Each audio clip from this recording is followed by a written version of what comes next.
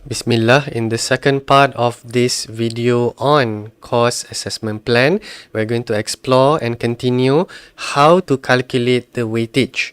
Now that we have the course learning outcome, okay, and the SLT or the hours according to the course learning outcome. Now, weightage generally, again, coming back to the previous point that I have highlighted, the weightage is determined by taking into consideration the number of teaching hours spent covering each course learning outcome. So this one we have done it in the previous part of the video, divided. So now we have the hours here.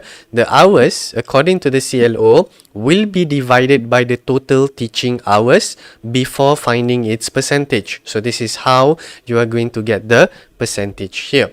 Now, so for example here, so for my CLO 1, in my course that I teach, so it was 17 hours dedicated for the achievement of CLO 1 over the total hours. That means the total contact hours, okay, which is 48. So because we have 12 weeks, right? So 4 times 12, okay, would be 48.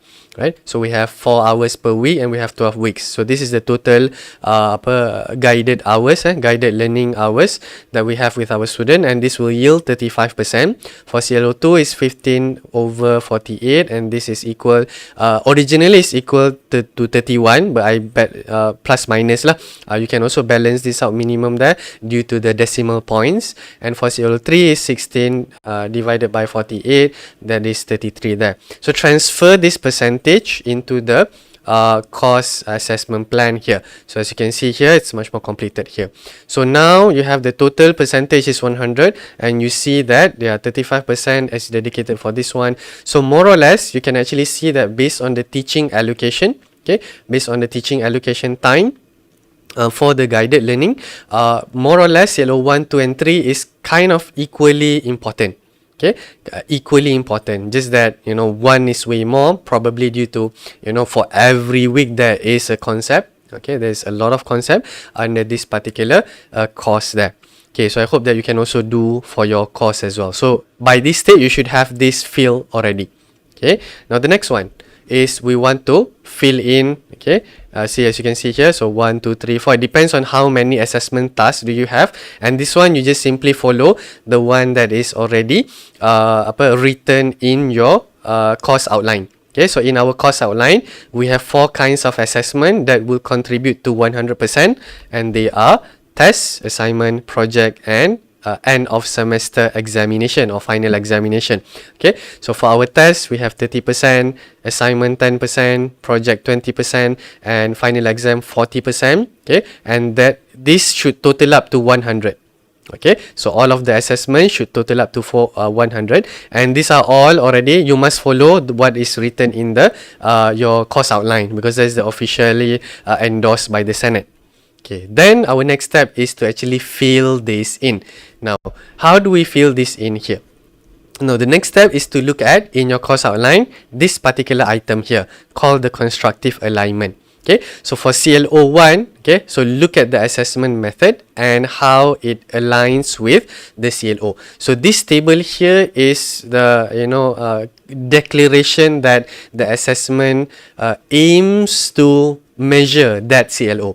This one you must follow, because this is actually in the endorsed in the endorsed Senate endorsed course outline. So this one, you just look at the course outline. So here, as I can see here, for test it measures CLO 1, for test it measures CLO 2, and for test it measures CLO 3. So for the assessment for test, it measures all CLO 1, 2 and 3. For final examination, you see all the 3 here is in here. That means to say that the final examination also measure what is intended to measure. This one determines the validity.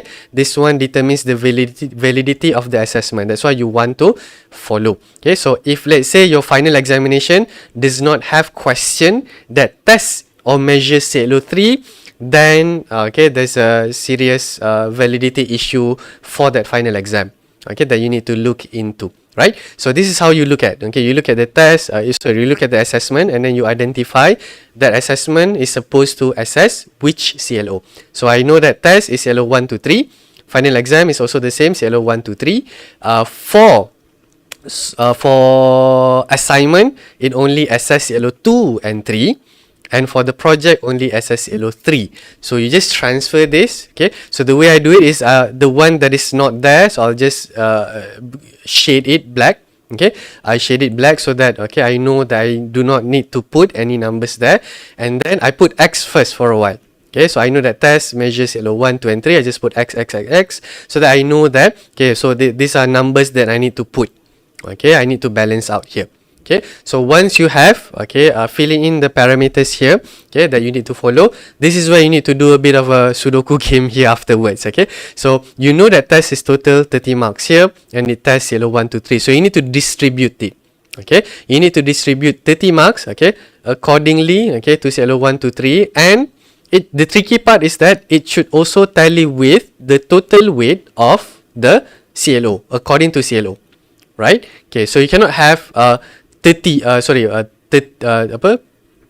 you need to balance out because other assessment are also testing the CLO. So you need to make sure that the vertical, okay, the vertical distribution should also tally with the horizontal distribution. Okay, right. So let's see. Okay, I've done this already. So let's look here. So this is the final product here. Okay, so for test, first one, okay, I usually put is I equally distribute first. Okay, if you equally distribute all, okay, you will find that it will not tally with the weight for the CLO. So you need to check and balance that. You need to reduce a bit on a certain part and then add a bit on a certain part. The final one, okay, the final point is that you want to make sure that for tests, okay, for all these, okay, boxes, it should total up to 30, okay, and for CLO 1, okay, it should total up to 35. Okay, so you'll get, so this is 10, this is 25, so it's total 35, so check there. Okay, 17 plus 5, 22 plus 10, 32, check there. 3, 5, 25, 33, check there. And then, accordingly, okay, for vertical, it also should be correct as well. Okay, once you have this, then basically you are done with your course assessment plan. Okay, once you are done with this will then, you need to carry this out. This is the one that is functional here.